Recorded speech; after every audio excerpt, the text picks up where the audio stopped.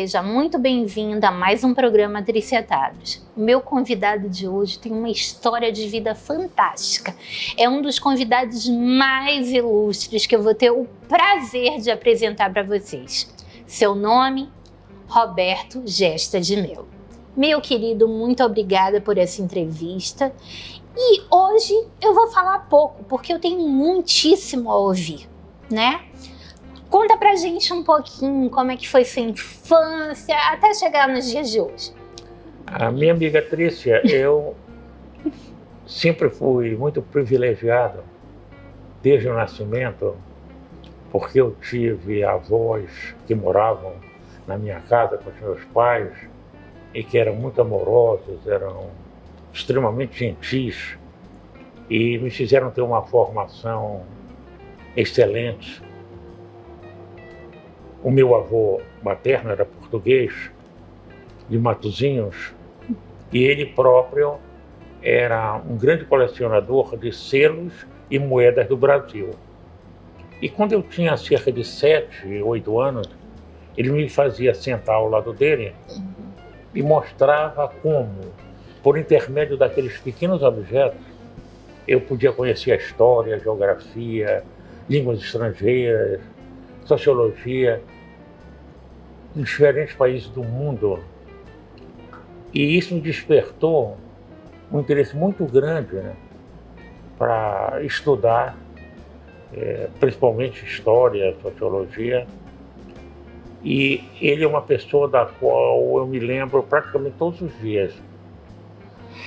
E ele morreu quando eu tinha apenas 11 anos. Nossa. Mas ele marcou para sempre a minha vida. É importante a gente lembrar a todo mundo que nos assiste a importância dos avós na criação dos netos, né? Muita gente evita muito contato, complica o contato das crianças com os netos, ou não tem tanto tempo de visitar a gente. As memórias mais doces e mais determinantes para o futuro de um indivíduo, geralmente são adquiridos através dos conhecimentos passados pelos avós, né? Porque já tem mais experiência, já tem mais tempo, né? Os pais, naquele momento da infância deles, estão lutando pela sobrevivência, né? E os avós já têm mais tempo, paciência de contar e ensinar. Então, você que tem um filho pequeno, não prive o seu filho da convivência com os avós. É fundamental para o desenvolvimento dele como adulto. Desculpa interrompê-lo, mas... Não, sem dúvida alguma. E eu tenho uma neta que é advogada, atuante do Rio de Janeiro, e eu tenho uma outra que está se formando em medicina, ambas muito ligadas a mim. Aí houve um hiato muito grande e vieram a Maria Isabel, que tem 4 anos, o Vitor, que tem 4 anos também, a Paola tem 2 anos e vai nascer mais um agora no final do ano, no início do próximo ano, que é o Paulo Roberto. E eu tenho uma ligação assim íntima com eles. E neto é filho com açúcar, né?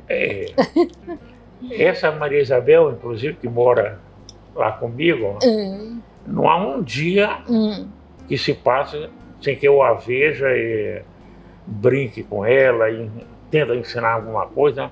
E ela é espertíssima. Ela parece muito com a minha mulher, a Conceição. Ela lembra demais. E ela é extremamente inteligente. Agora que ela está tendo um conhecimento maior do mundo, né? Aí eu sinto a evolução dela dia a dia e me surpreendo. A mesma coisa com a Paola, com o Vitor. E tenha certeza do papel que o senhor vai ter na formação deles, porque olha aí, seu avô faleceu, o senhor tinha apenas 11 anos, mas todas as suas preferências foram determinadas por aquilo que ele lhe ensinou lá na infância, né? Eu espero poder ter contribuído para a formação deles todos, pelo menos eu me esforcei muito nesse sentido e sempre dormiam comigo, eu cantando músicas. Imagina, eu não sei cantar, mas Mas as histórias que o senhor deve E as contar... histórias que eu contava, até hoje eles se lembram, os mais velhos, né? Os filhos, inclusive, se lembram. E agora, com os netos, é essa mesma paixão, né? Mas falando dos filhos, o senhor marcou também os filhos, né? Acho que o seu filho mais velho, hoje, segue uma carreira semelhante à que o senhor seguiu, não é? Ele se formou, inclusive, em Direito, também na Faculdade de Direito. O meu avô, Manuel Barbosa Gesta, formou-se na primeira turma da faculdade, em 1914. Olha, o meu que interessante. Ele é pioneiro. Depois meu pai, que ele é pai da minha mãe, mas meu pai formou-se lá, e o Hélio também, e o Hélio. A minha primeira mulher, a mãe do Hélio, a Tereza, formou-se na minha turma. E depois a neta Fernanda, o Arthur também formou-se em Direito, né? Então, foi uma carreira muito grande de formação, né? Mas eu digo pela ligação com... Sim, no esporte foi. Esporte, né? Eu fui presidente de muitas entidades esportivas, desde as federações locais, Federação Universitária, Associação Atlética de Direito, de Filosofia, Ciências e Letras, até chegar à presidência da Confederação Brasileira de Atletismo e a Sul-Americana, que eu fui presidente 26 anos, tanto de uma quanto de outra. E o Hélio me sucedeu na Sul-Americana. Quando eu deixei, ele se elegeu e foi reeleito agora, e é membro da Federação Internacional, lugar que eu também ocupei no passado. Eu vou pedir um intervalinho comercial e a gente volta já já contando um pouco mais dessa vida cheia de histórias desse querido Dr. Roberto Gesta de Mello. A gente volta já.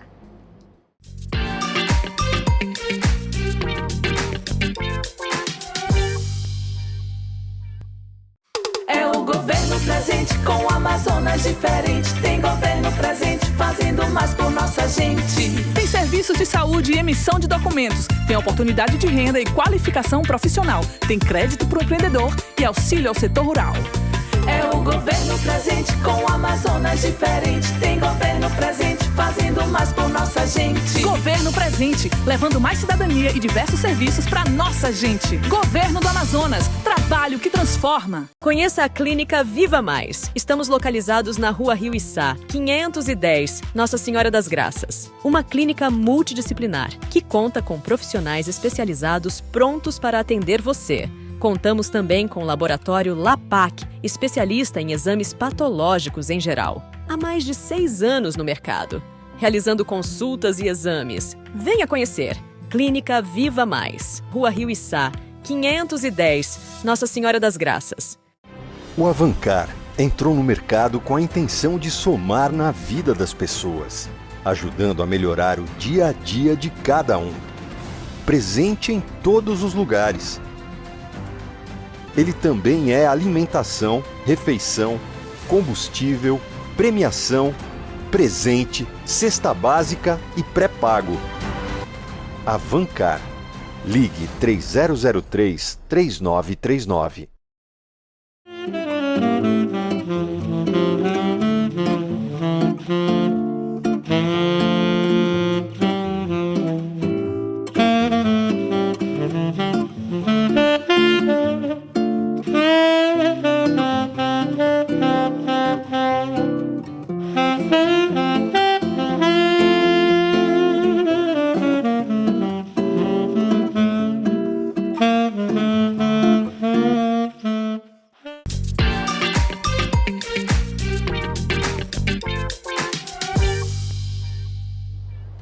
Voltando aqui com essa entrevista com um convidado excepcional, Dr. Roberto Gesta de Mello, falando sobre recordações da sua infância, vida adulta.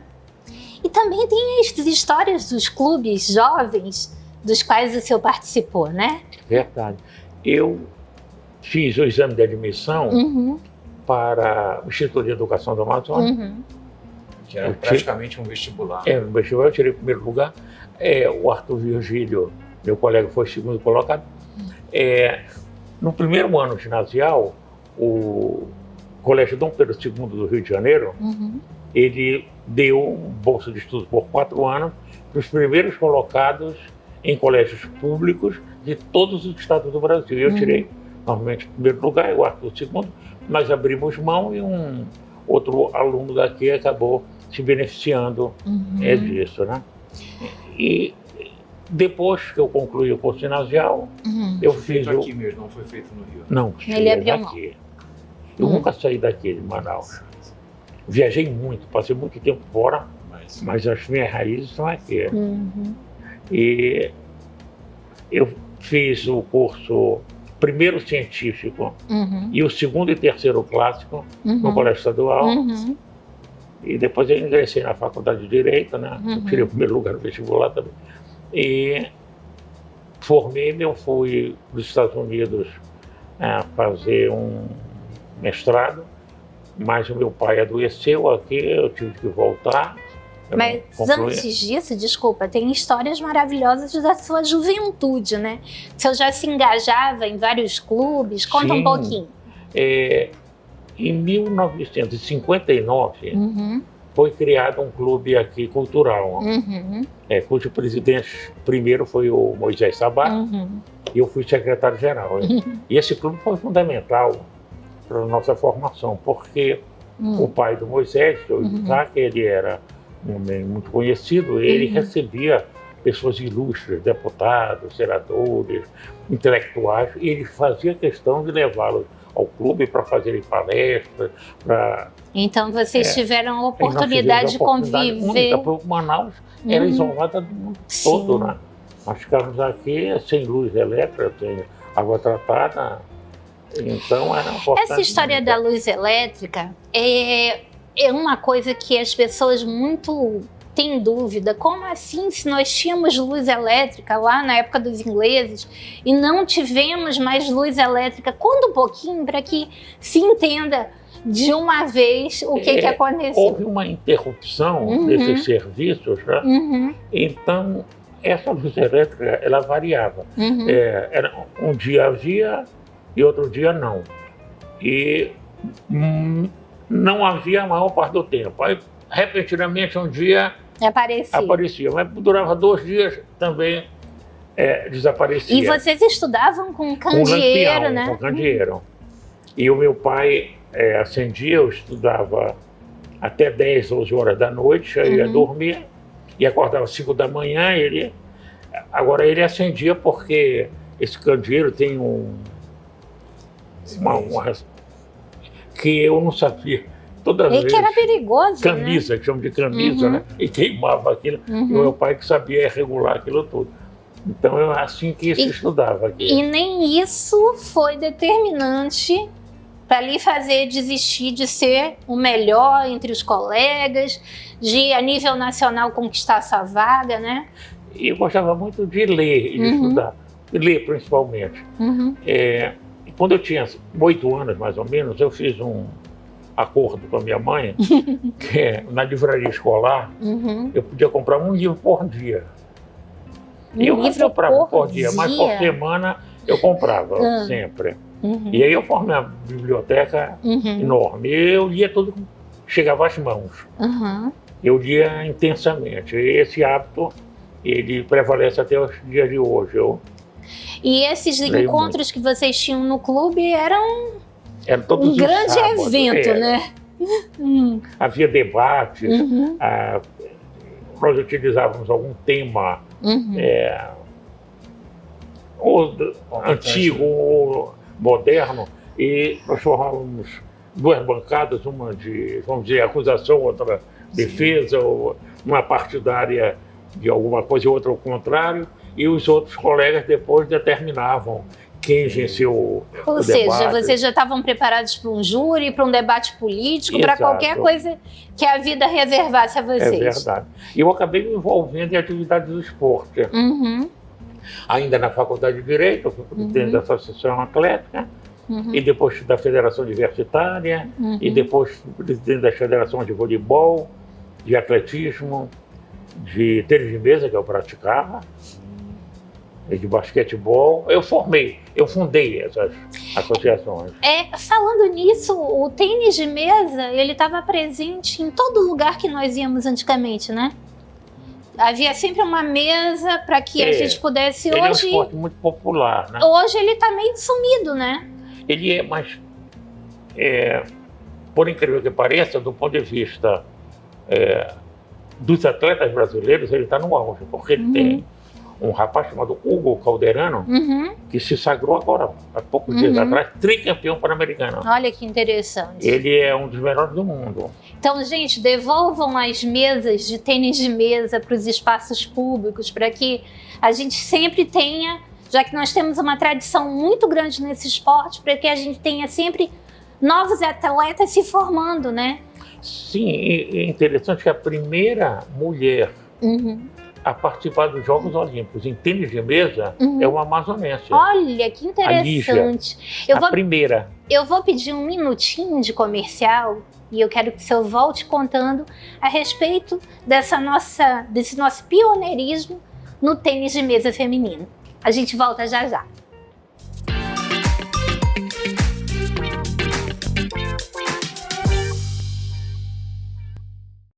O Avancar entrou no mercado com a intenção de somar na vida das pessoas, ajudando a melhorar o dia a dia de cada um.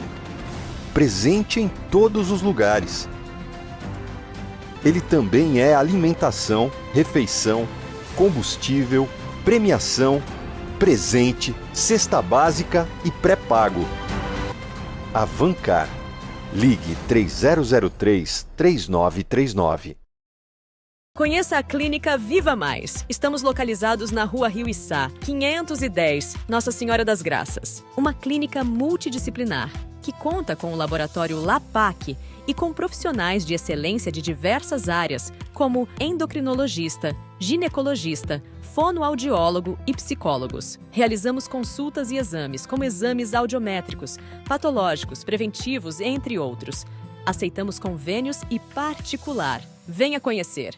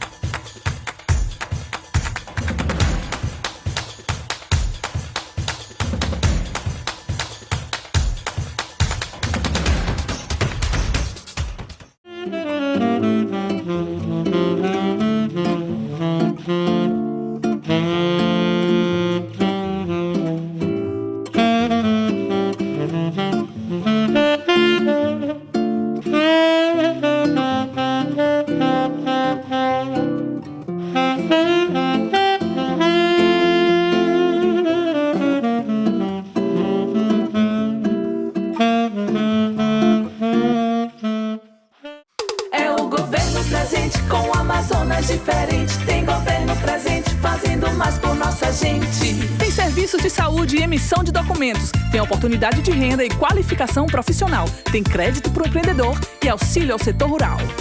É o governo presente com o Amazonas diferente. Tem governo presente, fazendo mais por nossa gente. Governo presente, levando mais cidadania e diversos serviços para nossa gente. Governo do Amazonas, trabalho que transforma.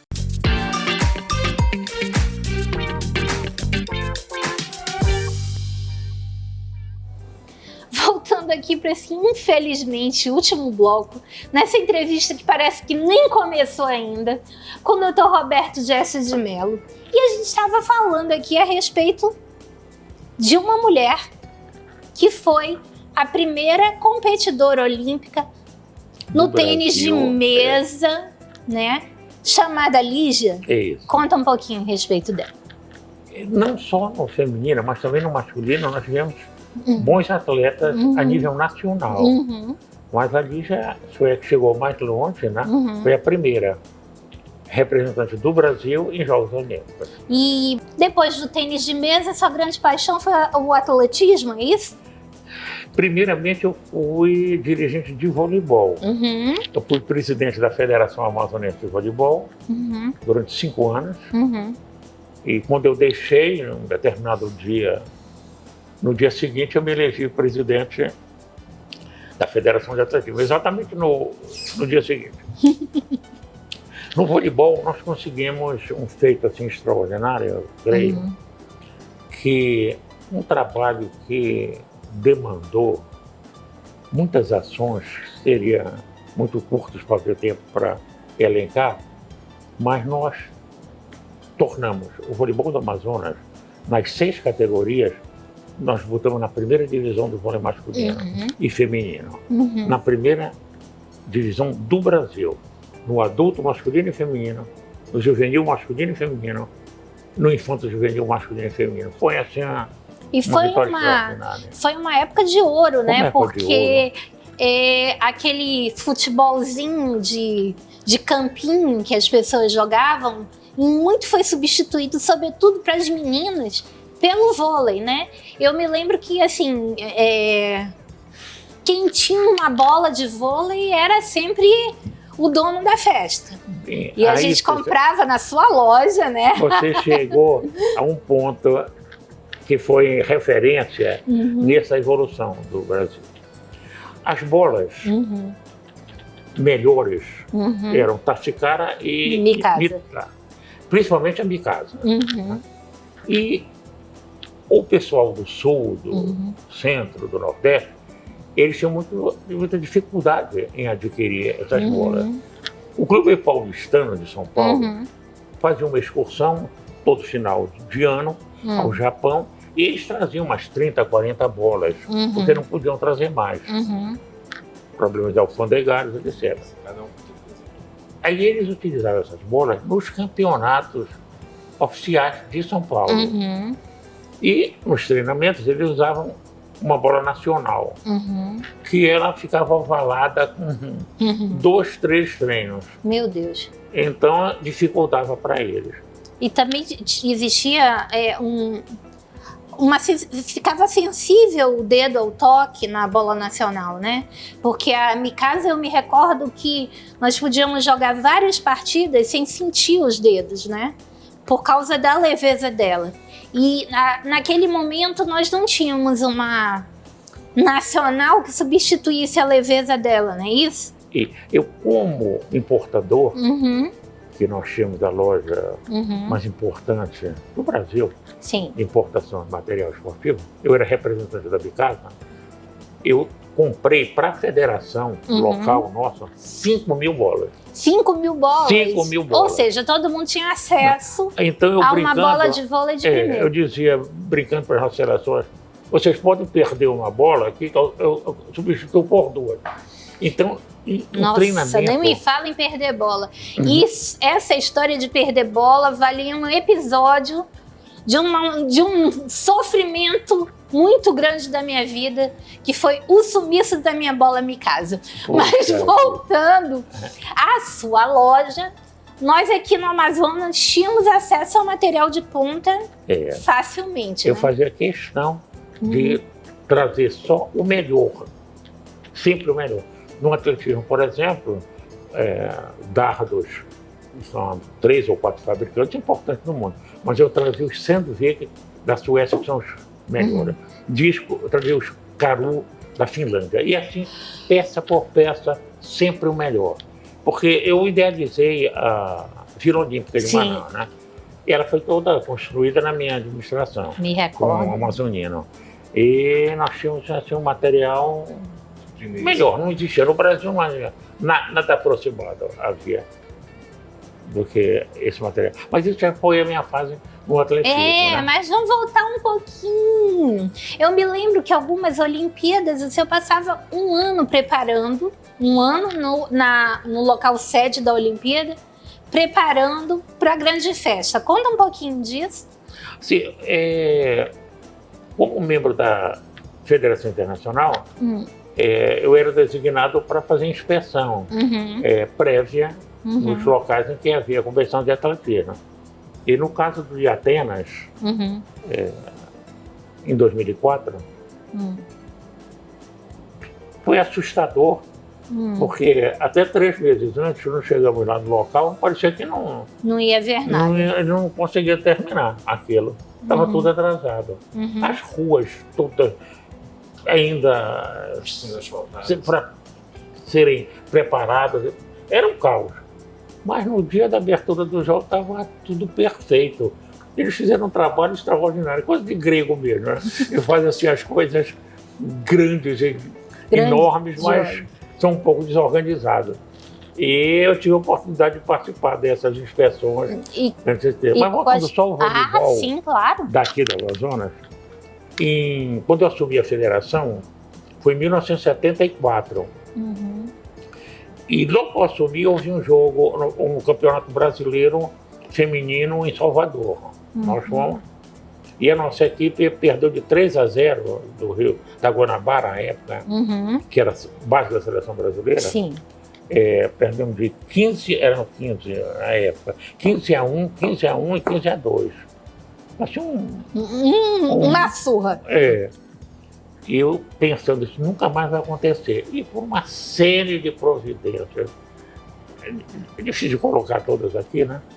No ano seguinte, nós fomos para esse campeonato em Florianópolis e pegamos a Guanabara na abertura também. E ganhamos de 3-0 2 Capores.